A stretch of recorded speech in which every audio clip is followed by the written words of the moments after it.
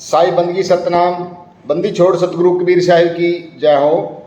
आज हम जानेंगे सतगुरु नितिन साहिब जी से एक सत्संग के माध्यम से कि असली सत्संग क्या होता है। क्या ये कीर्तन, भजन, प्रवचन, कथा सुनाना, क्या ये सत्संग है? तो ये तो हम बहुत सालों से कर ही रहे हैं। जितने भी दुनिया में गुरु हैं सभी लोग प्रवचन कर रहे हैं, कथा सुना रहे हैं, भजन सुना रहे हैं, लेकिन ये सत्संग नहीं है। जानते हैं सत्संग का मतलब आप सभी जानते हैं कि सत्य का संग, जहां पे सत्य का संग हो। लेकिन ये प्रवचन, ये कथा सुना सुना के उसके बाद भी जेलों के अंदर चले जाते हैं, तो क्या इसे आप सत्संग बोलेंगे? तो ये सत्संग नहीं है। असली सत्संग क्या होता है आज बताएंगे सतगुरु नितिन साहिब जी। तो सत्संग को आपने पूरे विवेक लगा के और बुद्धि लगा के इस सत्संग को सुनना है। सतगुरु नितिन जी महाराज की जय, कबीर साहब की जय।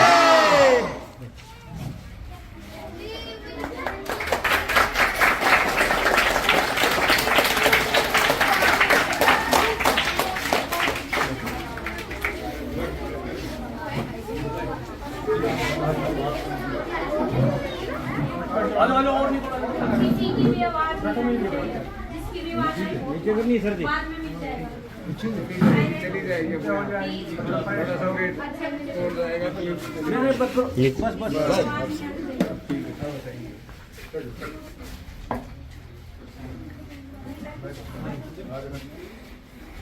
नमस्ते बच्चों।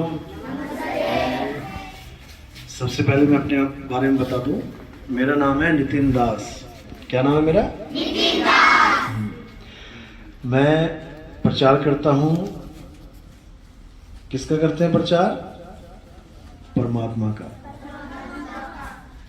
परमात्मा का प्रचार करते हैं, देश विदेशों में जाते हैं, लोगों को समझाते हैं। इस प्रचार को क्या बोलते हैं हम? सत्संग। सत्संग का क्या मतलब होता है पता है किसी को? अच्छी अच्छी बातें बताना सत्संग होता है, लेकिन सत्संग में अच्छी बातों का जिक्र ही नहीं है। सत्संग क्या मतलब होता है सत्संग का? इसके नाम में छुपा है अर्थ। सत्संग यानी पता है किसी को? हाथ खड़ा करो जिसको सत्संग का मतलब पता है। सत्संग किसे कहते हैं? राम जी के कथाओं को, कृष्ण जी की कथाओं को सत्संग कहते हैं, उसको कथा कहते हैं, कथा प्रवचन। सत्संग का मतलब क्या होता है? सत्य का संग। सत्य का संग, सत्संग। तो हम सत्संग करते हैं।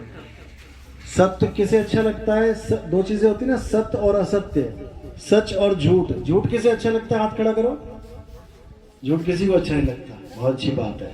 सत्य किसे अच्छा लगता है? टीचर भी बोलते हैं ना, सच बताओ। हर बंदा कहता है सच बताओ, सच सच सच। झूठा इंसान किसी को पसंद नहीं आता। अगर कोई झूठ बोलता पकड़ा जाए तो उस पर जल्दी कोई विश्वास भी नहीं करता। हाथ नीचे कर लो। एक लड़का था ना जो बकरियां भेड़ चराने जाता था और कहता था शेर आया शेर आया। एक बार झूठ बोला पकड़ा गया, झूठ। दूसरी बार झूठ बोला पकड़ा गया, तीसरी बार बोला पकड़ा गया, चौथी बार में सच में शेर आ गया। तो कोई गया बचाने उसे? क्योंकि वो झूठा सिद्ध हो गया। अगर वो सच्चा होता तो जरूर लोग जाते और गए भी थे, लेकिन वो झूठा सिद्ध हो गया, इसलिए गड़बड़ हो गया। तो अब हमने क्या करना है? हमने भी अपने जीवन में सत्य को धारण करना है, तब हम क्या बनेंगे? सत्संगी। अब सत्य होता क्या है उसको समझ लेना है, क्योंकि इस दुनिया में दो ही चीजें हैं, सत्य और असत्य। या सच है या झूठ है, तीसरी तो कोई चीज है ही नहीं। तो क्या है सच, क्या है झूठ? आज हम इसको जानेंगे, आज इसको पहचानेंगे। तो पहले ये बताओ कि मंदिर कौन कौन जाता है? सब जाते हैं। घर वाले मंदिर में, गली वाले मंदिर में? घर वाले में। घर वाले मंदिर में भगवान है ना। गली वाले मंदिर में कौन जाता है? गली वाले मंदिर में। गांव वाले में जाते हो? तो फिर घर वाले मंदिर में कमी नहीं है क्या? कोई कमी है? तो फिर बाहर जाने की क्या जरूरत पड़ी? घर में चाय बना रहे हैं, चीनी है, चाय पत्ती सब कुछ है, सब कुछ होते हुए दुकान पे जाएंगे कभी? तो फिर क्यों जाते हैं हम?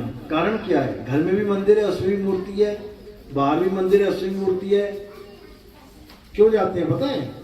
चलो मंदिर जाते हैं क्यों? क्या करने जाते हो? पूजा करने। तो घर में भी हो जाती है ना। मन्नत मांगने कौन जाता है? कुछ मिल जाए, भगवान कुछ मिल जाए, पेपर में नंबर अच्छे आ जाएं, आज मैडम मारे नहीं, आज मैंने काम नहीं किया, भगवान जी होता है। हम अपने मन की इच्छाओं को पूरा करने के लिए मंदिर में पूजा करने, माथा टेकने, दर्शन करने, कुछ भी कह लो, हम वो करने के लिए मंदिर में जाते हैं। क्या करने के लिए? जो हमारे मन को चाहिए, जो हमें दुनिया से नहीं मिल रहा, पापा नहीं दे पा रहे, तो हम कहते हैं मंदिर ही जाना पड़ेगा। जो पापा दे सकते हैं उसको मांगने के लिए मंदिर जाएंगे क्या? पापा पॉकेट मनी देते हैं सुबह सुबह, बेटी स्कूल जा रही है, बेटा स्कूल जा रहा है, चलो 10 रुपए 20 रुपए दे दिए। अब वो मांगने के लिए मंदिर जाओगे क्या? भगवान जी 20 रुपए दे दो पॉकेट मनी, नहीं जाओगे। तो क्यों जाते हैं वहां पे? जब हमें कोई जरूरी चीज चाहिए होती है और हमारी दुनिया से बात नहीं बन रही होती है, तब हम मंदिर जाते हैं। इसको मन्नत कहते हैं, मन्नत मांगने जाते हैं। और उसके मन्नत के बदले में हम भी भगवान को कुछ देने का वादा कर देते हैं। होता है ना, हे भगवान मेरी ये मन्नत पूरी हो जाए तो मैं 2 किलो लड्डू चढ़ाऊंगा, मेरी ये मन्नत पूरी हो जाए मैं लेट लेट के आऊंगा। देखे ना मंदिर के पास कहीं लेट लेट के जा रहे हो तो उनसे पूछो भैया लेट के क्यों जा रहे हो? भगवान ने पैर दिए हैं, चल के जाओ। तो वो क्या कहते हैं? हमारी मन्नत पूरी हो गई जी, भगवान ने सुन ली, इसलिए हम लेट लेट के जा रहे हैं। लेकिन सबकी थोड़ी नहीं सुन ली, सब थोड़ी नहीं जा रहे लेट के। तो दुनियावी इच्छाओं को पूरा करने के लिए हम मंदिर में जाते हैं। लेकिन जो असली चीज है वो हमें ना मंदिर में मिलेगी, ना मस्जिद में, ना गुरुद्वारे में, ना चर्च में। उसको क्या बोलते हैं? वो क्या चीज है? उसको सत्य कहते हैं। सत्य। सत्य, सत्य का मतलब क्या होता है? सच। सच का मतलब होता है जो कभी ना बने ना बिगड़े। मंदिर में हमें क्या मिलेगा? मूर्ति बनाता है कोई, बनाता है ना, कंपनियों में बनती हैं, रंगते हैं उसको, फिर पंडित जी उसमें प्राण प्रतिष्ठा करते हैं। तो मंदिर में हमें क्या मिल रहा है? वो मिल रहा है जो बदल जाता है। यानी पहले पत्थर था, उसको शेप में बनाया गया, फिर उसको कलर किया गया, फिर उसमें प्राण डाले गए, फिर उसको रख के उसकी पूजा की, यानी वो बदल रहा है।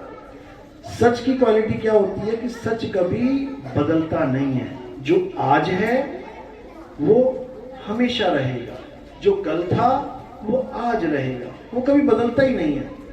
जिसको नानक साहब ने बोला कि आद सच जुगाद सच है भी सच, नानक होसी भी सच। सच वो होता है जो कभी ना तो पैदा होता है ना उसका कभी नाश होता है। और असत्य क्या होता है? जो पैदा भी हो जाता है, जिसका नाश भी हो जाता है और पल पल बदलता भी है। तो क्या है सत्य और क्या है असत्य? बस इसको जानना है। अगर ये तुमने जान लिया तो समझ लो सारी उम्र के लिए तुम्हारा रास्ता खुल गया। जैसे टीचर्स के पास तुमने सीख लिया 2 2 जा, अब तुमने बचपन में सीख लिया। अब तुम बड़े हो जाओ, बूढ़े हो जाओ, कभी 2 2 जा 5 होगा?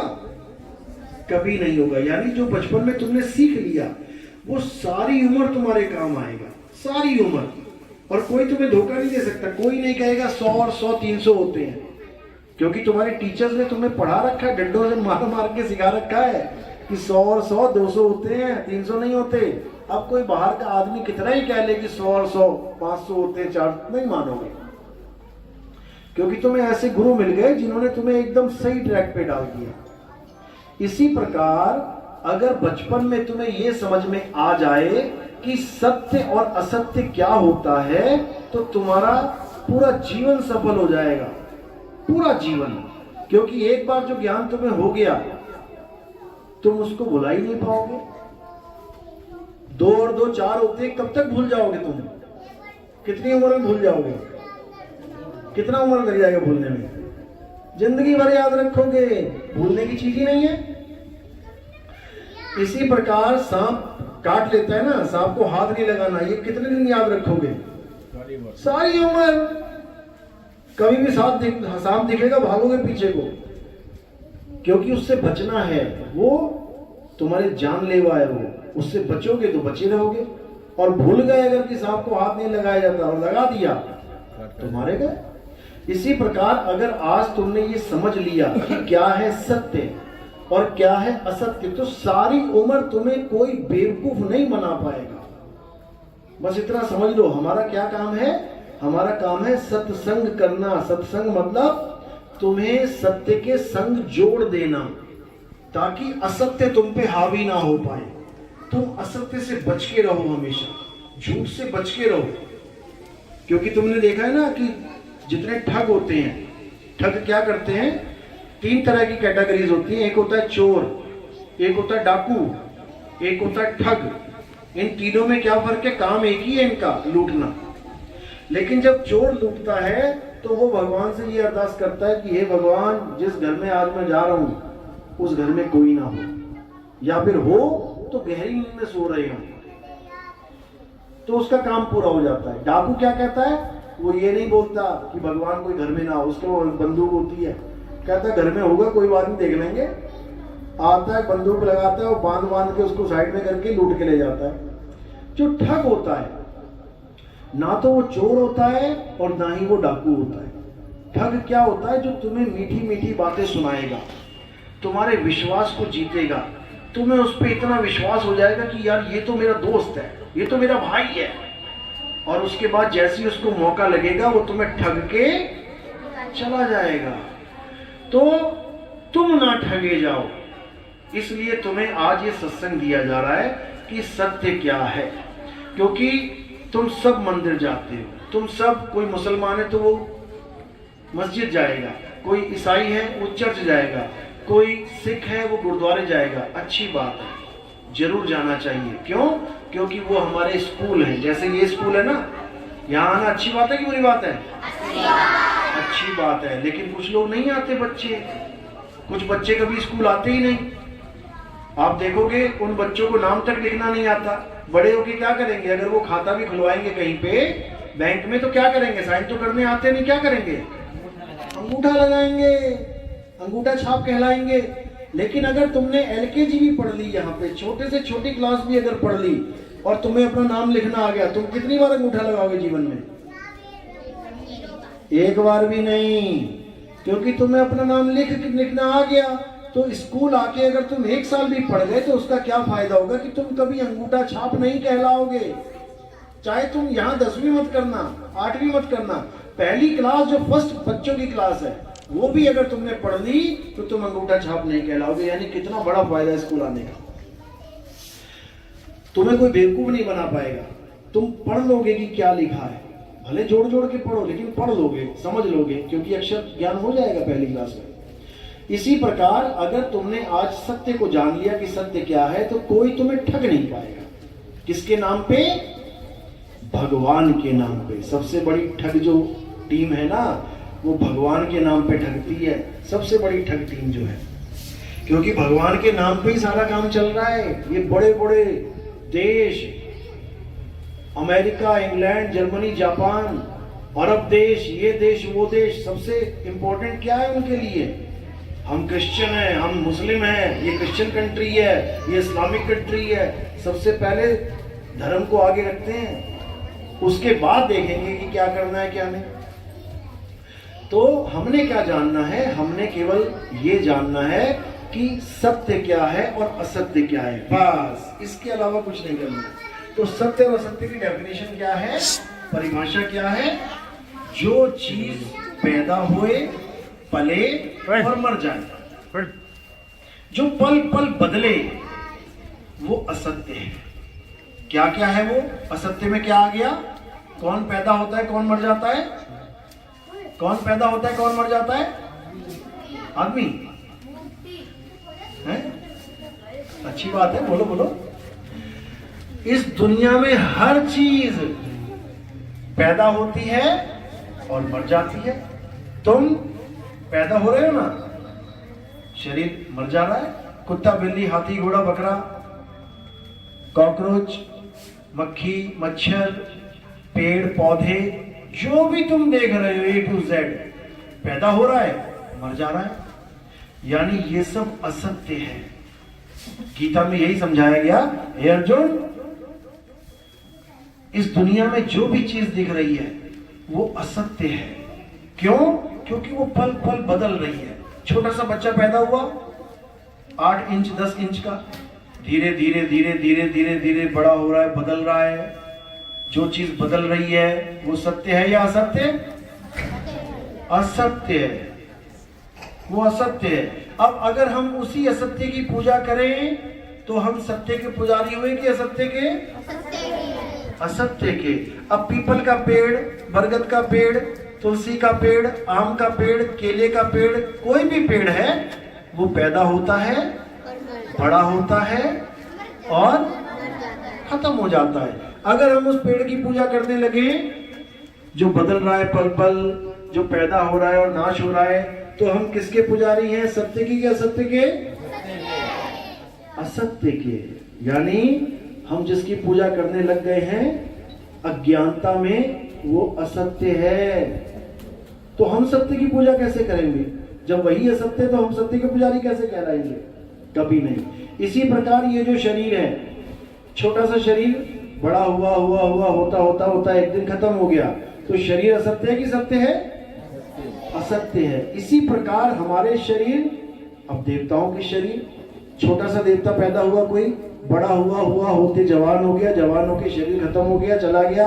अगर हम उसकी पूजा करते हैं तो हम असत्य की पूजा कर रहे हैं कि सत्य की? बस इसी को समझना है। एक मूर्ति है, मूर्ति को बनाया जा रहा है, पहले वो पत्थर था, पत्थर को तराशा गया, यानी शक्ल बदल गई उसकी। अब जो तराश रहा है वो देख रहा है, 4 हाथ बनाऊंगी 2 हाथ बनाऊंगा, 4 सर बनाऊंगी 2 सर बनाऊंगा, 1 पैर बनाऊंगी 2 पैर बनाऊंगी, वो उसकी मर्जी है, जितनी मर्जी बना दे। तुम ऑर्डर तो बन जाएगी। जब हम ऑर्डर देते हैं भगवान की मूर्ति बनाने का, हमसे पूछता है वो कलाकार, कितने सिर रखें, कितने पैर रखें, कितने हाथ रखें। हम जितना ऑर्डर देंगे वैसा बन के आ जाएगा। समझ रहे हो? तो हम क्या भगवान का ऑर्डर दे सकते हैं किसी को बनाने का? भगवान का ऑर्डर दे सकते हैं हम? तो क्या दे रहे हैं दुकान पे? भगवान को बनाने का ऑर्डर हम दे सकते हैं। हम भगवान को बनाएंगे, भगवान ने भी बनाया है। बस इसको समझो, भगवान ने हमें बनाया है, हम भगवान को नहीं बना सकते। तो मंदिर में जो भगवान रखे हुए हैं वो किसने बनाए हैं? बस चित्रकार ने, कलाकार ने, शिल्पकार ने, इंसान ने वो मूर्तियां बनाई हैं। यानी इंसान भगवान को बना रहा है, कभी नहीं बना सकता। वो क्या बना रहा है? केवल एक मूर्ति पत्थर की। भगवान पत्थर के नहीं है। कौन से भगवान पत्थर के थे? राम जी, शंकर जी, हनुमान जी, शेरावाली माता कोई थे क्या? अहिल्या थी क्या? अहिल्या, अहिल्या नाम सुना? अहिल्या कौन थी? वो एक ऋषि की पत्नी थी जिसको श्राप मिल गया था कि तू पत्थर की बन जा। अगर कोई अहिल्या पत्थर की बना दे तब तो समझ में आता है कि हाँ भाई अहिल्या पत्थर की थी। लेकिन कोई राम जी को पत्थर का बना दे, कृष्ण जी को पत्थर का बना दे और कहे कि ये राम जी है, पूजा करो, तो इसको कभी नहीं मानना है। ना हमारे राम जी पत्थर के थे, ना हमारे हनुमान जी पत्थर के थे। राम जी पत्थर के होते धनुष बाण कैसे चलाते? हनुमान जी पत्थर के होते पर्वत कैसे उठा के ले जाते? ना राम पत्थर के, ना हनुमान पत्थर के, लेकिन हमें पत्थर का पुजारी बना दिया गया। क्योंकि जो हमें पूजा करवा रहा है वो जानता ही नहीं कि सत्य और असत्य में भेद क्या है। इसके लिए तुम्हें गीता पढ़नी पड़ेगी। गीता जरूर पढ़ना, क्योंकि हमारा धार्मिक ग्रंथ है वो। गीता जरूर पढ़ना। गीता नहीं पढ़ते हैं तो कोई भी कुछ भी बोलता है, चल पढ़ते हैं वहीं पे। गीता बहुत जरूरी है पढ़ना। जैसे तुम धीरे धीरे बड़े होने लगोगे, अपनी आदत में लेके आना कि मैं गीता का रोज कोई ना कोई श्लोक पढ़ूंगा और उसको याद करूंगा। तुम असत्य तो समझ में आ गया कि जितनी भी चीजें पैदा हो रही हैं, पल रही हैं, मर रही हैं, सड़ रही हैं, गल रही हैं, खराब हो रही हैं, सब असत्य है। इसमें सबके शरीर भी आ गए, चाहे वो राम जी का शरीर, चाहे हनुमान जी का शरीर, चाहे वो कृष्ण जी का, किसी का भी शरीर है जो बदल रहा है, एक ही फार्मूला है कि वो असत्य है। अब क्या है जो कभी बदलता नहीं है? क्या है जो कभी पैदा नहीं होता, कभी मरता नहीं है? क्या है जो खाता पीता नहीं है? क्या है जिसे शस्त्र काट नहीं सकते, अग्नि जला नहीं सकती, वायु सुखा नहीं सकता, जल भिगो नहीं सकता? क्या है वो? किसको पता है? हाथ खड़ा करो। पता है किसको? क्या है? नहीं पता? तुम हाथ मत खड़ा करो। धरती है। पानी। पानी को आग उड़ा देगी, पानी के नीचे आग लगा दो उड़ जाएगा वो। उसको कोई बदल नहीं सकता, वो बदलता ही नहीं है। उसका कभी जन्म नहीं होते, मृत्यु नहीं होता। शराब क्या है? आत्मा। अरे क्या बात है, ताली बजाओ बच्चों। आ गया थोड़ी देर बाद घूम के पहुंच गया ठिकाने पे।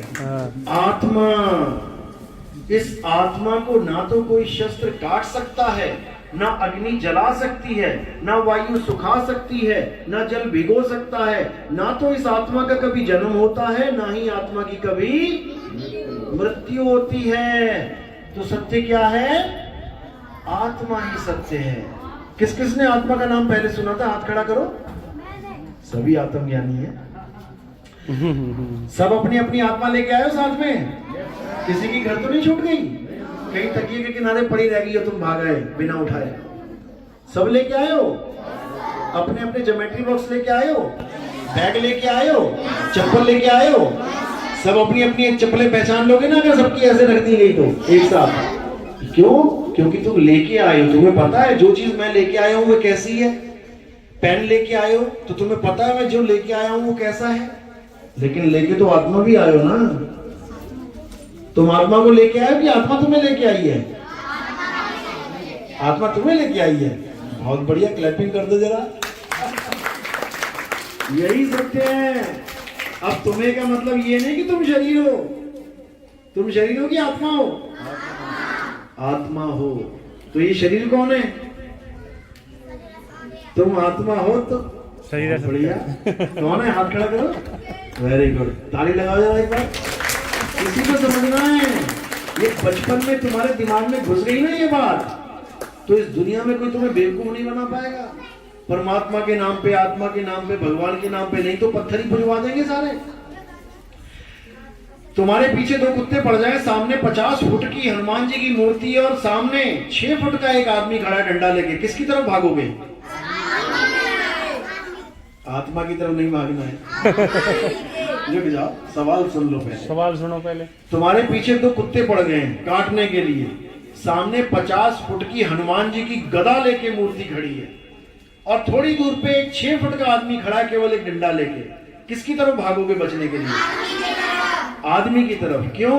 वो हनुमान जी है, 50 फुट के, गदा भी है, उसकी तरफ क्यों नहीं भागोगे? वो मूर्ति है, पत्थर की मूर्ति है। यानी तुम आदमी की तरफ भागोगे बचने के लिए और पूजा करने के लिए किसकी तरफ भागते हो? पूजा करने के लिए तुम मूर्ति की तरफ भागते हो, आदमी को छोड़ के। आदमी तुम्हें बचा लेगा, मूर्ति नहीं बचा पाएगी। पता है क्यों? कारण क्या है? भगवान की मूर्ति है तब भी नहीं बचा पाएगी। क्यों है? असत्य तो वो भी है जो सामने 6 फुट का शरीर खड़ा है। शरीर तो असत्य है, उधर मूर्ति है वो भी असत्य है, शरीर है वो भी असत्य है, लेकिन उसके पास क्यों भाग रहे हो? क्यों भगा देगा? हनुमान जी नहीं भगा सकते क्या? गदा है उनके पास। क्या कमी है उनमें? वो चल नहीं सकते। अच्छा, क्यों नहीं चल सकते? अरे पत्थर के हैं तो ये भी तो मिट्टी का शरीर है।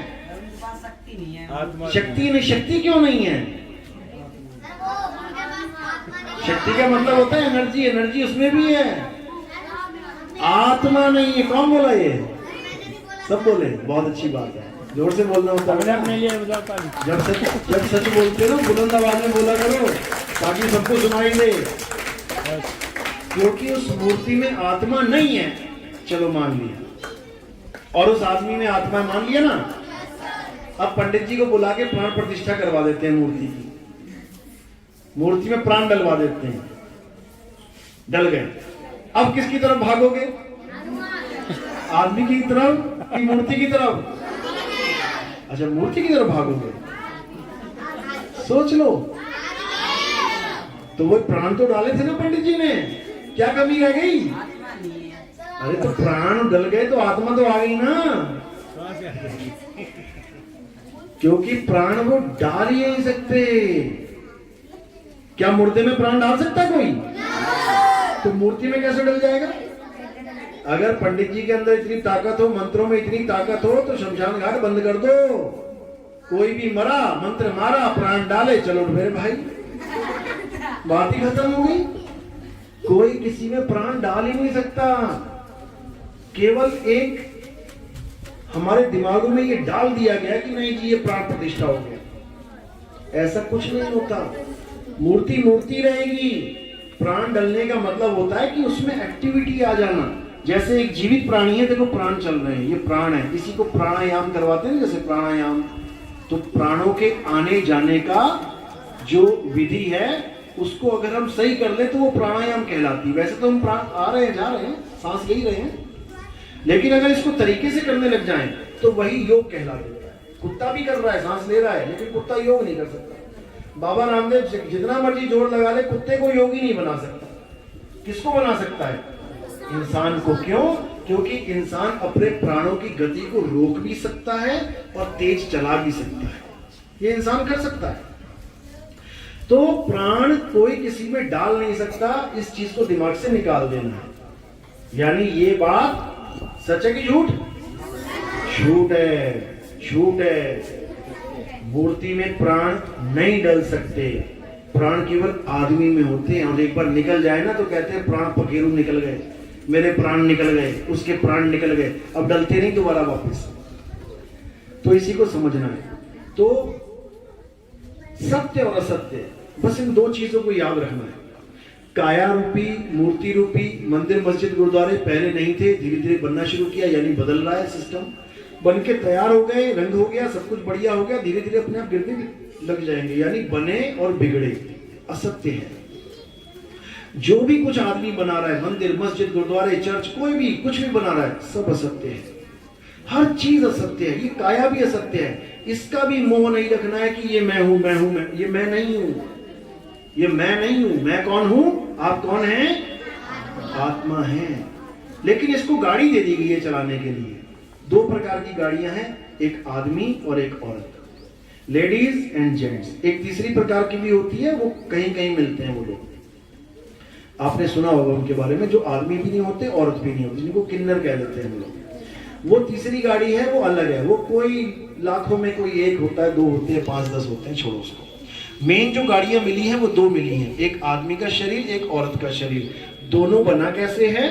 अलग अलग तत्वों से या एक जैसा ही है? एक जैसे तत्वों से बना है, 5 तत्वों से बना है। 5 तत्व पता है आपको कौन कौन से हैं? ऊपर से स्टार्ट करते हैं। सबसे ऊपर क्या है? आसमान, आकाश तत्व। उससे हल्का सा नीचे आओगे तो क्या मिलेगा वहां पे?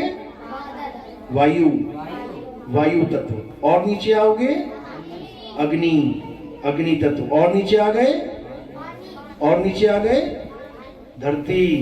ये 5 तत्व हैं। इसी को कहते हैं भा ग व आ न।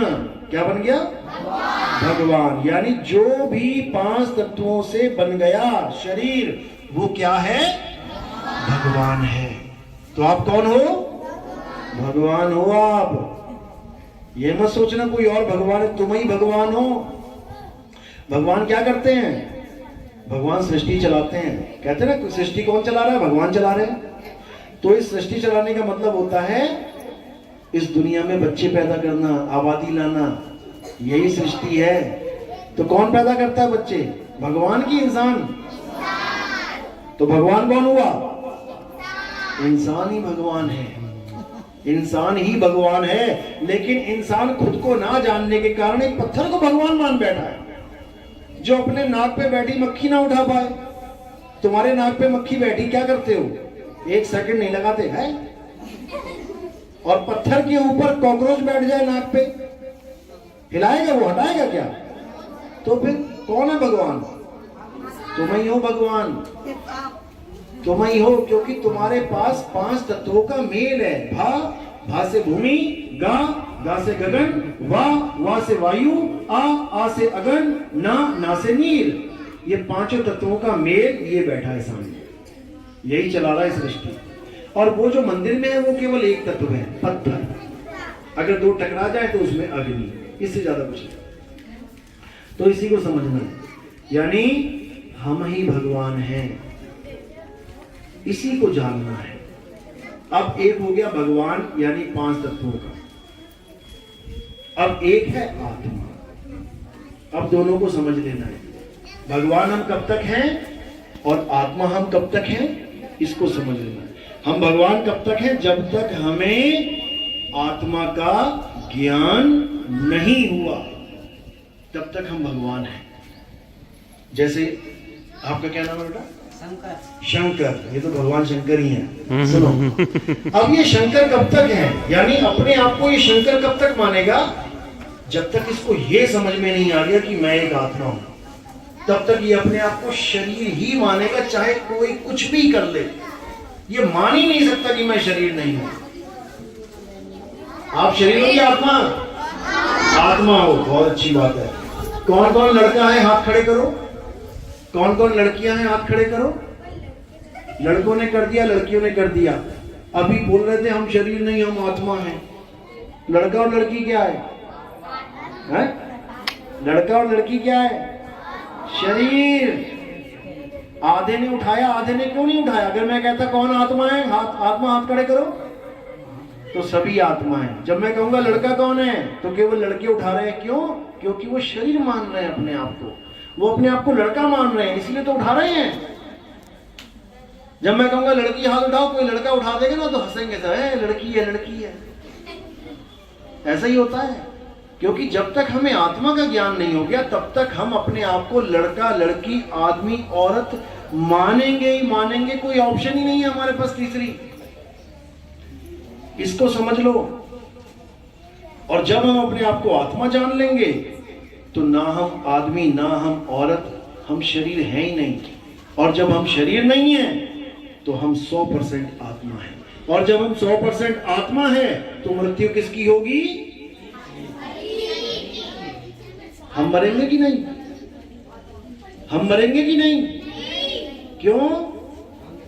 क्योंकि हम बस जिस दिन तुम्हारे दिमाग में ये चीज फिट हो गई ना कि मैं आत्मा हूं, मैं कभी नहीं मर सकता, उस दिन से तुम्हारे जितने भी भय हैं, जितना भी डर है, अगला जन्म कैसा होगा, कुत्ता बिल्ली बकरा ना बन जाऊं, ऐसा ना हो जाए, वैसा ना हो जाए, सब खत्म हो जाएगा। उसके बाद तुम्हें किसी चीज की जरूरत ही नहीं पड़ेगी। फिर आप हो जाओगे आत्मज्ञानी। क्या हो जाओगे? बस जिस दिन तुम आत्मज्ञानी हो गए उस दिन तुम कौन से धर्म में आ जाओगे? हमारा धर्म क्या है? हिंदू कौन है? कोई मुस्लिम है? यहाँ पे मुस्लिम है कोई? सिख है कोई? ईसाई है कोई? हाँ, हो सकते हैं बिल्कुल। हिंदू धर्म को कन्वर्ट आजकल किया जा रहा है। हिंदू धर्म को देखो कन्वर्ट कर सकते हैं कोई भी, कोई ईसा मसीह वाले आ गए, मुस्लिम आ गए, वो कर सकते हैं। हिंदू धर्म कन्वर्ट होता ही आया है। आप केरल में चले जाओ, 50% हिंदू कन्वर्ट हो गया। क्यों हो गया पता है? क्या कमी थी हमारे धर्म में? हमारे धर्म में ये कमी थी क्योंकि हिंदू हमारा धर्म है ही नहीं। कौन कौन हिंदू है? क्या हमारा धर्म हिंदू है? हमारा धर्म हिंदू नहीं है, हमें हिंदू बना दिया गया है। हमारा धर्म क्या है? सनातन धर्म। सनातन का नाम सुना किसी ने? सनातन धर्म ज्यादा नहीं सुना होगा बच्चों ने, जब बड़े हो जाओगे तब सुनने में आएगा तुम्हें, लेकिन आजकल तो खूब हल्ला मचता है, समझ में आ जाएगा। हमारा जो धर्म है वो है सत्य सनातन धर्म। हिंदू को मुस्लिम बना सकते हैं, मुस्लिम को ईसाई बना सकते हैं, ईसाई को सिख बना सकते हैं, सिख को फिर हिंदू बना सकते हैं, लेकिन सनातनी को कोई ना हिंदू बना सकता है, ना मुसलमान, ना सिख, ना ईसाई। इस धर्म की ये विशेषता है। जो एक बार सनातनी हो गया ना, क्योंकि अभी तो सब भूले पड़े हैं सनातन को। सनातन कोई मूर्ति पूजा करने वाले को नहीं कहते हैं। सनातन किसी मस्जिद में जाके नमाज पढ़ने वाले को नहीं कहते हैं। सनातन कोई सिख या ईसाई को नहीं कहते हैं। सनातन क्या है? अध्याय 2 24वां श्लोक जब गीता में पढ़ोगे तो क्या लिखा है उसमें? हे अर्जुन, जो अपनी आत्मा को जान लेते हैं, जो अपनी आत्मा को जान लेते हैं वही सत्य सनातनी है। और जो अपनी आत्मा को नहीं जान पाए वो किसी भी धर्म में कन्वर्ट हो सकते हैं, थोड़े से पैसे के लिए, थोड़ी सी फैसिलिटीज के लिए, थोड़ा सा इज्जत मान पाने के लिए। हिंदू धर्म में ब्राह्मणों ने शूद्रों को मंदिर में एंट्री बंद करवा दी, नहीं जी ये लोग तो नीच जात वाले, हटाओ इनको। ईसाइयों ने देखा बहुत अच्छा मौका है, जिनको इज्जत नहीं दी जा रही हम देंगे उसको इज्जत। आया, गले लगाया, फैसिलिटीज दी कि हम तुम्हारे बच्चों की देखरेख करेंगे, स्कूल खोलेंगे, हॉस्पिटल खोलेंगे। इन पंडितों ने तुम्हें शूद्र कह के धिक्कार दिया, हम तुम्हें गले लगाएंगे। हो गए, क्या हो गए? हिंदू से ईसाई हो गए। कोई मुसलमान आ गया, वो बताने लग गया हम तुम्हें फैसिलिटीज देंगे, ऐसा करेंगे वैसा करेंगे, हम भाई भाई हैं। जिसको इज्जत वहां नहीं मिल रही यहां मिलेगी वो वैसा हो जाएगा। तो धर्म परिवर्तन हो सकता है लेकिन सनातन परिवर्तन नहीं हो सकता। हम चाहे हिंदू बन जाए, सिख बन जाए, ईसाई बन जाए, लेकिन हम रहेंगे आत्मा। हम आत्मा रहेंगे, हमें कोई बदल नहीं सकता। हम आत्मा से शरीर नहीं हो जाएंगे। यानी हमारा एक ही धर्म है, आत्मा ही हमारा धर्म है। उसी आत्मा को भगवान कह लो, परमात्मा कह लो, वाहिगुरु कह लो, गॉड कह लो, रब कह लो, कुछ भी कह लो, वो उस आत्मा के सारे नाम है। चाहे उस आत्मा को तुम राम कह लो, और कहते ही आए हैं तुझ में राम, मुझ में राम, सब में राम समाया, सबसे कर लो प्रेम, जगत में कोई नहीं पराया। अब हिंदू तो कहेगा हाँ ठीक है भाई, तुझ में राम, मुझ में राम। मुसलमान कहेगा मैं न मानता राम जी को, तुझ में होगा राम, मुझ में नहीं है। क्यों? मैं तो अल्लाह को मानता हूं। लेकिन यहां पर राम, भगवान राम की बात नहीं है। यहां पर राम कौन है? आत्म राम। आत्म राम, इसी आत्म राम की महिमा सबने गाई है हर धर्म में, लेकिन जान ही नहीं पा रहे। ईसाइयों में क्या बोलते हैं? भगवान कौन है? होली स्पिरिट बोलते हैं ना, होली स्पिरिट, पवित्र आत्मा, पवित्र आत्मा कहते कि नहीं? अब पवित्र आत्मा क्या है? पवित्र आत्मा है क्या? क्या ईसा मसीह पवित्र आत्मा है? ईसा मसीह का तो शरीर दिखा रखा है वहां पे कि शरीर ही ईसा मसीह है, उनको टांग दिया गया, क्रूस पे चढ़ा दिया गया। करा ना? किसको? शरीर को कि आत्मा को? शरीर को। तो जितना मर्जी जोर लगा लें, केवल शरीर को मार सकते हैं, आत्मा को नहीं। तो आत्मा ही है होली स्पिरिट, आत्मा ही है पवित्र, आत्मा ही है निर्मल, आत्मा ही है अजन्मा, आत्मा ही है अविनाशी। चाहे उसको होली स्पिरिट कह के पूजा कर ले ईसाई, चाहे हिंदू उसको आत्मदेव करके पूजा कर ले। हे अर्जुन, तू और मैं शरीर नहीं, हम आत्मा हैं। तेरे मेरे शरीर भी खत्म हो जाएंगे, मर जाएंगे। कृष्ण जी का शरीर मरा कि नहीं मरा? कैसे मरा था शरीर कृष्ण जी का? पैर में तीर लग गया, पता है बच्चों को? पैर में तीर लग गया, यानी कि पैर में तीर लगा, शरीर का एंड हो गया। जिसका एंड हो जाए वो असत्य है कि असत्य है? असत्य है। लेकिन पैर में तीर लगा है, कृष्ण जी के तीर नहीं लगा, क्योंकि कृष्ण जी शरीर है ही नहीं। हे अर्जुन, तू और मैं आत्मा है। आत्मा को तीर मार के दिखाए कोई? नैनम छिन्नन्ति शस्त्राणि नैनम दहति पावका। हे अर्जुन, इस आत्मा को ना तो कोई शस्त्र काट सकता है, ना अग्नि जला सकती है, ना वायु सुखा सकती है। आत्मा को कोई कुछ कर ही नहीं सकता। अगर इस दुनिया में कुछ पूजनीय है तो वो केवल आत्मा ही है। देवी देवताओं की पूजा ना करके हमें अपनी आत्मा को जानना चाहिए। अध्याय 3 17वां श्लोक। हे अर्जुन, जो अपनी आत्मा में रमण करते हैं, जो अपनी आत्मा में तृप्त हैं, सेटिस्फाई हैं, जो अपनी आत्मा में संतुष्ट हैं, उनके लिए कोई धार्मिक कर्म कर्तव्य लागू ही नहीं होता। उनको किसी मंदिर, मस्जिद, गुरुद्वारे जाने की जरूरत ही नहीं पड़ती। उसको आत्मा में ही परमात्मा मिल जाता है। लेकिन ये आत्मा का ज्ञान समझना इतना मुश्किल है कि पूरा दिन में आत्मा आत्मा आत्मा करता रहूं, तुम समझ ही नहीं पाओगे कि आत्मा होती क्या है, किसकी पूजा करूं, कैसे करूं, क्या करूं, कोई समझ ही नहीं सकता। जैसे मैं पूरा दिन बोलता रहूं करंट करंट करंट, लेकिन मेरे बोलने पर, तुम्हारे सुनने पर भी तुम्हें करंट का अनुभव नहीं हो सकता। तुम्हें कभी समझ में ही नहीं आएगा कि करंट होता क्या है, होता कैसा है। किस किस को अपने जीवन में करंट लगा है? 1 बार 2 बार 3 बार, सारे हाथ खड़े करो जो जिसके लगा है करंट। जिसके नहीं लगा है, कभी नहीं लगा, वो खड़ा करो। सारे हाथ नीचे कर दो, सब नीचे कर दो। जिसको आज तक कभी करंट नहीं लगा वो हाथ खड़ा करो। करंट नहीं लगा बेटा कभी, आज तक नहीं लगा। अब इन लोगों को, इन बच्चों के आगे तुम 1000 बार कह दो करंट बड़ा खतरनाक होता है, करंट लगता है, झटका लगता है, ये कभी सोच ही नहीं सकते। इनकी बुद्धि वहां तक जा ही नहीं सकती कि करंट होता कैसे। ये कब समझोगे? जिस दिन किसी तार में तुम्हारी उंगली टच हो गई और उसमें करंट फ्लो कर रहा हो, उस दिन तुम्हें समझ में आ जाएगा, अच्छा जो टीचर, जो मेरे दोस्त करंट बोल रहे थे वो ऐसा होता है। अब वो करंट तुम्हें सारी उम्र याद रहेगा। ऐसा हो नहीं सकता कि तुम भूल जाओ। बल्कि कहीं पर भी तार लगी होगी ना तो उंगली पीछे ही रखोगे हमेशा कि कहीं गलती से टच ना हो जाए। इतना डर हो जाएगा तुम्हें। क्यों? क्योंकि तुमने उसको जान लिया है तत्व रूप में। इसी प्रकार ये आत्मा का ज्ञान तुम तब समझ पाओगे जिस दिन तुम आत्मा को टच कर पाओगे। क्योंकि आत्मा तुम्हारे पास ही है, लेकिन तुम उसको टच करने की विधि नहीं जानते कि मैं कैसे उसको टच करके जानूं कि मेरी बॉडी को कौन चला रहा है। करंट पंखे को घुमा रहा है, चला रहा है, यानी पावरफुल है। उसको पावर भी कहते हैं। पावर आ गई, पावर चली गई।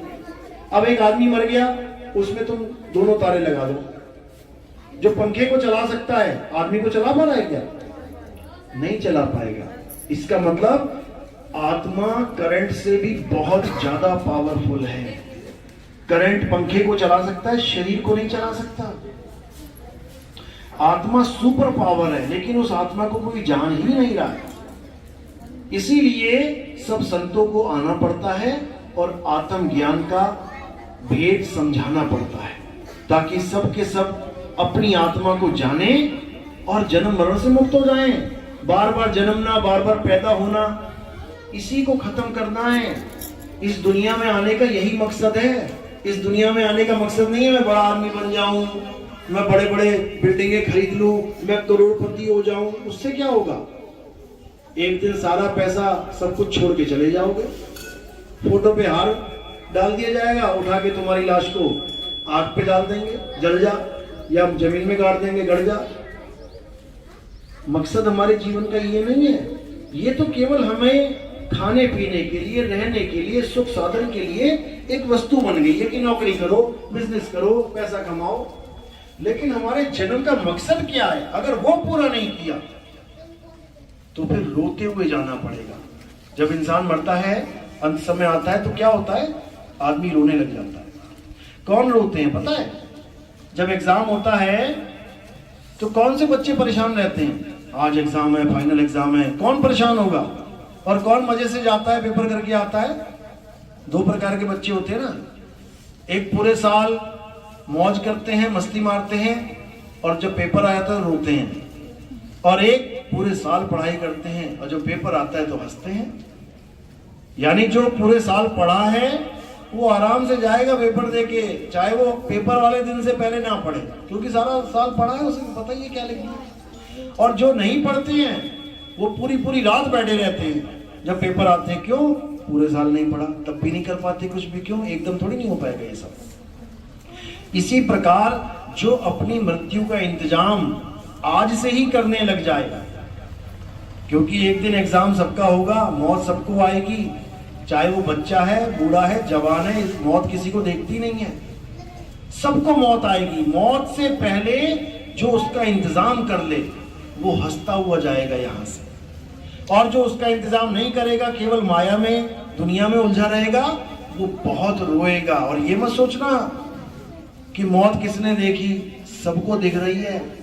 अड़ोस पड़ोस में देखो, कोई चाचा जी निकल गए, कोई ताऊ जी निकल गए, कोई दादाजी निकल गए, अर्थियां देखते आ रहे हो आज तक, लेकिन अपनी मौत को भूले पड़े। तो सबको पता है कि एक दिन मरना है, यानी एक दिन हमने भव सागर में गिरना है। भव सागर कहते हैं मृत्यु को। तो जिस दिन हम भव सागर में गिरेंगे और हमें पता भी है कि गिरना ही है, तो हमें क्या करना है? क्या करना होगा? किसी नदी में, किसी सागर में कोई गिरा दे आपको, उससे पहले पहले आपको क्या करना है? क्या करना है कि डूबो ना, तैरना सीखना है। किसने बोला? ताली बजाओ इसके लिए। बस यही काम करना है और कुछ नहीं करना है। पेपर हैं तो पढ़ाई शुरू कर दो आज से। कोई स्पोर्ट्स करता है तो प्रैक्टिस कर दो आज से शुरू। कोई एग्जाम बीट करना चाहता है तो भैया आज से तैयारी कर ले। कोई कुछ भी काम करना चाहता है आज से ही शुरू कर दो, तो वो काम तुम्हारे लिए बिल्कुल आसान हो जाएगा। इसी प्रकार भवसागर मृत्यु से बचना है तो तैरना सीख लो। जब तैरना सीख लिया तो कल छोड़ो आज आ जाएगा, कोई फर्क नहीं पड़ता। इसीलिए कबीर साहब कह रहे हैं कि जिस मरने से जग डरे मेरे मन आनंद, और मरने पर ही पाइए पूर्ण परमानंद। मरता मरता जग मुआ, मरना जाने ना कोई, और ऐसी मरनी जो मरे और न मरना हो। संतों के आने का कारण बाबा नानक, रविदास जी महाराज, मीराबाई, संत तुकाराम, संत नाबाजी, पलटू जी, जितने भी संत तुम्हें दिखाई देंगे उनका एक ही मकसद है, कैसे भी इस जीव को यानी आप लोगों को भव सागर से पार होना बता दिया जाए, सत्य का साथ कैसे करना है वो बता दिया जाए। तो जब अंत समय आएगा तो इस शरीर को हमने छोड़ना है और अपनी आत्मा में रमण करना है, बस इसके अलावा कुछ नहीं करना है। तो अगर ये प्रोसेस आपने कर लिया तो आपकी मृत्यु होगी ही नहीं। ये मत समझना शरीर की नहीं होगी, शरीर पड़ा होगा किनारे लेकिन तुम नहीं मरोगे। जैसे रात में जब तुम सोते हो तो शरीर कहां पड़ा होता है? बेड पे। और तुम कहां होते हो? कहां होते हो? तुम सपने में दोस्तों से मिल रहे होते हो, जंगल में घूम रहे होते हो, गाड़ी में बैठ के घूम रहे हो, कोई हवाई जहाज में सफर कर रहा है, कोई चॉकलेट खा रहा है, कोई शादी में डांस कर रहा है, और शरीर कहां पड़ा है? बेड पे। समझ रहे हो? यानी तुम शरीर से अलग हो गए वहां पे। अब उस शरीर के ऊपर से कोई सांप गुजर जाए तो तुम्हें क्या फर्क पड़ेगा? कुछ भी नहीं। और अभी बैठे और सांप आ गया ऊपर से गुजरने लग जाए तो क्या होगा? भागोगे। ये फर्क पड़ेगा। जिस मरने से जग डरे मेरे मन आनंद, यानी तुम शरीर से अलग हो जाओगे, उसके बाद शरीर मरे कटे जले तुम्हें कोई मतलब ही नहीं है उससे। जिस मरने से जग डरे मेरे मन आनंद, मरने पर ही पाइए पूर्ण परमानंद। यानी जिस दिन तुम शरीर से अलग होना सीख गए, यानी तुमने आत्मा का ज्ञान प्राप्त कर लिया, जैसे ही शरीर मर रहा है तुमने क्या करना है? एकदम स्विच करना है। कैसे? शरीर से आत्मा में आ जाना है। जैसे बेड पे शरीर पड़ा है तुम वहां से स्विच कर गए, कहां चले गए? जंगल में चले गए। अब शरीर से कोई मतलब नहीं है, टेढ़ा पड़ा है, एड़ा पड़ा है, उससे कोई मतलब नहीं है। अब तुम मजे कर रहे हो वहां पे। इसी प्रकार जब शरीर छोड़ोगे तो मरोगे नहीं। जंगल में गए ना, मरे थोड़ी नहीं। जंगल में गए हो, खा रहे हो, पी रहे हो, मरे थोड़ी नहीं। और बेड पे शरीर मरा पड़ा है। यानी शरीर के मारे जाने पर भी अर्जुन हम कभी नहीं मरते। जैसे तुम्हारे दादाजी, तुम्हारे ताऊ जी, किसी की भी मौत आ जाती है तो क्या लिखते हैं कार्ड पे? मेरे पिताजी का स्वर्गवास हो गया। स्वर्गवास का मतलब क्या होता है? स्वर्ग में वास करना। वास यानी रहना। जैसे हम लोग कहाँ के वासी हैं? कौन से देश के वासी हैं हम भारतवासी हैं। वास मतलब वास करना, रहना। कहाँ रहते हैं? भारत में रहते हैं। तो जब हमने लिख दिया कि पिताजी का स्वर्गवास हो गया, यानी पिताजी अब कहाँ चले गए रहने के लिए? स्वर्ग में। तो पहले कहाँ रहते थे? मृत्यु लोक में। अब कहाँ चले गए? स्वर्ग में। तो मरा कौन? तो लिखा मेरे पिताजी की मृत्यु हो गई। पिताजी का तो ट्रांसफर हो गया, दिल्ली से बम्बई चले गए। किसी के पापा का दिल्ली से बम्बई ट्रांसफर हो गया, मेरे पिताजी मर गए। अरे मरे थोड़ी नहीं है, पहले दिल्ली में रहते थे, मुंबई में रहने चले गए। मरे थोड़ी नहीं है। तो पहले मृत्यु लोक में रहते थे, अब स्वर्ग लोक में रहने चले गए। मरा कौन फिर? कौन मरा? बस इसको समझ लो। शरीर मरा, शरीर तुम्हारे पापा थे ही नहीं। शरीर कौन था? शरीर क्या है? शरीर असत्य है। 5 तत्व का पुतला, हवा, पानी, आग, धरती, शरीर है। तो तुम्हारे पापा कौन है? हवा है या आग है या धरती है या आकाश है या जल है? इन पांचों में से पापा कहोगे किसी को? ये बाहर देखो, आसमान है, हवा है, धरती है, पानी है, अग्नि है, किसी को पापा बोलोगे? नहीं बोलोगे। लेकिन यही 5 तत्व जो जुड़ गए, एक मूर्ति बन के तैयार हो गई, उसको तुम पापा भी बोल दोगे, मामा भी बोल दोगे, चाचा भी बोल दोगे, एक दूसरे को भी नाम लेके पुकारोगे, जबकि तुम किसको देख रहे हो? 5 तत्वों को, हवा, आग, मिट्टी, ये सब, ये बैठे हैं 5 तत्व। अब तुम्हें बुलाना होगा, हेलो 5 तत्व इधर आना। असलियत यही है। जब तुम कहते हो सुधीर इधर आना, तो सुधीर का मतलब है कि 5 तत्वों का एक पुतला। अमरीश को सुधीर नहीं बोलोगे, क्यों? उसका पुतला अलग है, उसका अलग है, लेकिन है दोनों 5 तत्व। दोनों 5 तत्व हैं, समझ रहे हो? मैदे का मटरी बन गई, मैदे की मट्ठी बन गई। अब मटरी को मट्ठी और मट्ठी को मटरी नहीं बोलता कोई, बोलेगा क्या? लेकिन बनी किससे दोनों? मैदे से, यानी एक ही चीज है, लेकिन 2 रूप धारण करके बैठी है, अलग अलग हो गई। इसी प्रकार 5 ही तत्व हैं, सारे 5 तत्व हैं, लेकिन सब अलग अलग रूप बना के बैठे हैं ये 5 तत्व। इसलिए तुमने सबकी एक अलग अलग पहचान बना दी है। ये शीला है, ये सुनीता है, ये वो है, ये वो है, जबकि ये 5 ही तत्व हैं, ये भी वो भी।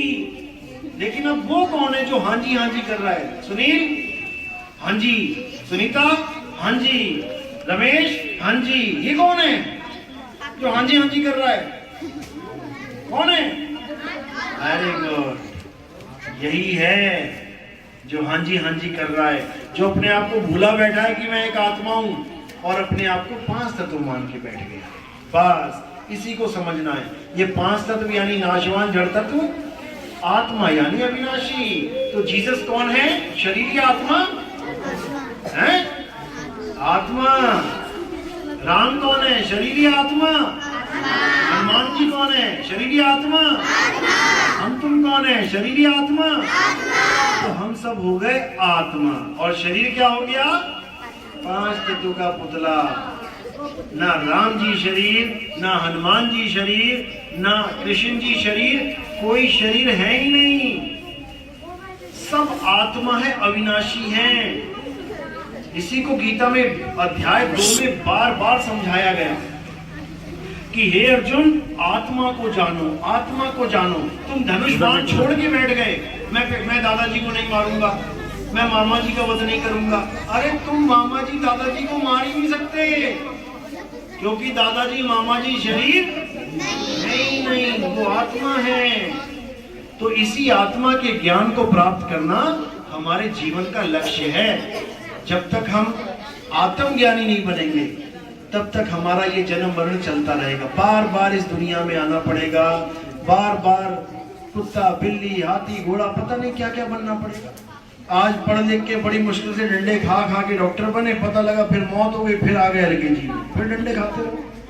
तो ये चक्कर चलता ही रहेगा, युगों युग बीत जाएंगे, जन्मों जन्म बीत जाएंगे, ये खत्म नहीं होगा। अब इसको कैसे खत्म करना है? आत्मज्ञान में आ गए। अगर आत्मज्ञान में आ गए, दोबारा किसी माँ के गर्भ में आपको जाना ही नहीं पड़ेगा, आपको इस दुनिया में वापस आना ही नहीं पड़ेगा, क्योंकि दुनिया में आने का मतलब है सुख और दुख को भोगना। ये कभी मत सोचना कि दुनिया में आना बहुत अच्छी चीज है, बिल्कुल नहीं, बिल्कुल भी नहीं।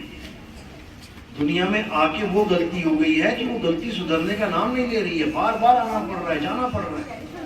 दुनिया में आने के बाद ही सुख और दुख मिलेंगे। थोड़े से सुख मिलेंगे तो बहुत अच्छी लगेगी दुनिया, थोड़े से दुख आ गए तो बंदा कहता नहीं, मैं तो नस काट लूंगा, मैं तो पंखे पे लटक जाऊंगा, मैं तो जहर खा लूंगा। थोड़ा सा भी दुख हम सहन नहीं कर पा रहे हैं, तो भैया ये दुनिया दुख और सुख से ही बनी है। यहाँ राम जी को 14 साल का दुख मिल गया, 14 साल घर से बाहर जंगलों में भटकना पड़ रहा है, तुम्हें तो 14 घंटे भी नहीं तुम बिता पाओगे जंगल में, उनको 14 साल बिताने पड़ गए। इतने बड़े बड़े दुख मिले भगवानों को भी, तो हमें तुम्हें नहीं मिलेंगे क्या? मिलेंगे। यानी सुख और दुख दोनों को सहने के लिए तैयार रहो। अगर कोई सुख आ गया तो कभी ये मत सोचो कि हमेशा रहेगा, थोड़े दिनों का है भाई। और कभी कोई दुख आ गया तो ये मत सोचो हमेशा रहेगा। बंदा सोचता है मेरे जीवन में दुख आ गया इसका मतलब मैं ऐसा ही रहूंगा दुखी, कभी नहीं। बस 2, 4, 5, 10 दिन बाद देखना, फिर कोई ना कोई सुख आ जाएगा, फिर खुश हो जाओगे, फिर दुख आ जाएगा, फिर रोने लग जाओगे। तो ये जीवन है, ये चलता रहेगा। अब तुमने क्या करना है, इन दोनों को देखना है केवल। सुख आ गया देखो, नोट कर लो, आज सुख आ गया, कितने दिन रहेगा देख लेना, जैसी जाएगा तारीख ले लेना, भाई इतने दिन का सुख रहेगा। और कोई दुख आ गया तब भी नोट कर लेना, फिर उससे तुम्हें ये पता लग जाएगा कितने दिन गया। अब जो चीज ज्यादा मिल रही है तुम्हें, उसके हिसाब से तुम्हें पता लग जाएगा कि पिछले जन्मों में मैंने अच्छे काम किए कि बुरे काम किए।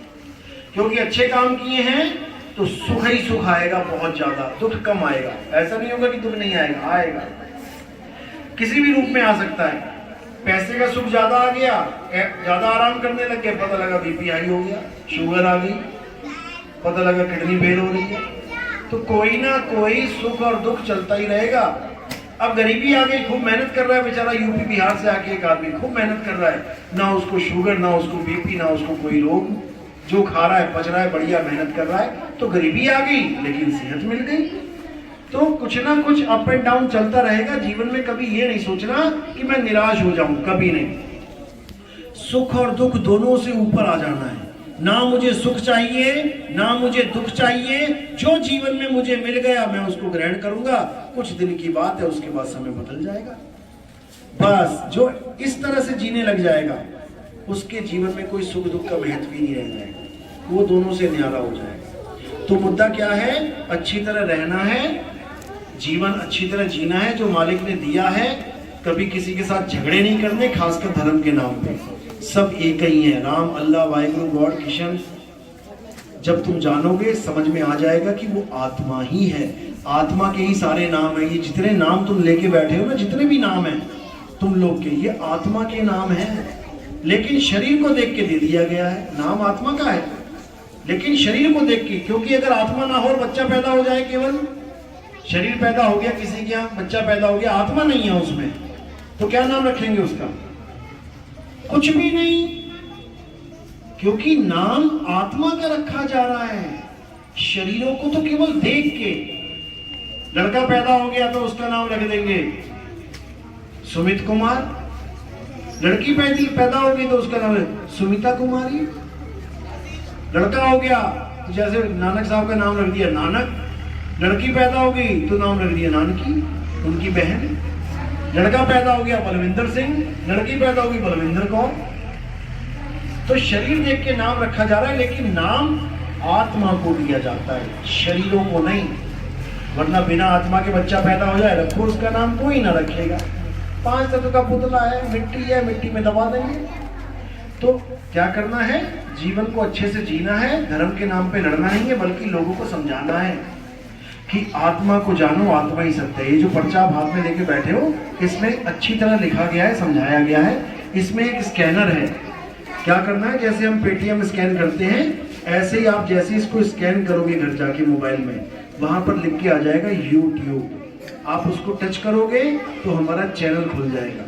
फिर आपने जब भी आपको समय लगे, मैं ये नहीं कह रहा पढ़ाई करो छोड़ के सत्संग में चले जाना, नहीं, पढ़ना भी है, लिखना भी है, सब कुछ करना है, लेकिन आत्मा के बारे में जानते रहना है, आगे से आगे, आगे से आगे। क्योंकि बेटा एक दिन तुम्हें ये शरीर छोड़ना है। जैसे टीचर तुम्हें एग्जाम की तैयारी करवाते हैं, ऐसे ही संत महात्मा तुम्हें मौत की तैयारी करवाते हैं। मौत आनी ही आनी है, चाहे तुम किसी भी धर्म में चले जाना। मरने से पहले कैसे मरना है, कैसे शरीर को छोड़ना है, ये तुम्हें सब समझ में आ जाएगा सत्संग सुन के। तो जो स्कैन नहीं कर पाएगा वो वैसे भी आप सर्च कर सकते हैं। आप लिखेंगे नितिन दास के सत्संग, तो आपको सामने सत्संग आ जाएंगे, आप सुनना, आपको समझ में आएगा। चलो, मेरी बात किस किस को समझ में आई? 100 में से 1%, 100 में से 1%। 1% ओनली। 100 में से 50% किसके समझ में आई? 100 में से 100 किसके आई? बहुत अच्छी बात है। तो सत्य और असत्य को याद रखना। कल को कोई भी कहेगा पूजा करो तो तुम्हें पता लग जाना चाहिए कि मैं सत्य की पूजा कर रहा हूं कि असत्य की। समझे? सत्य की पूजा है आत्मा की पूजा, और असत्य की पूजा है नाशवान तत्वों की पूजा। चलो, तो आज का सत्संग यही समाप्त करते हैं। बोलिए सतगुरु बंदी छोड़ सतगुरु सत्य कबीर साहिब की।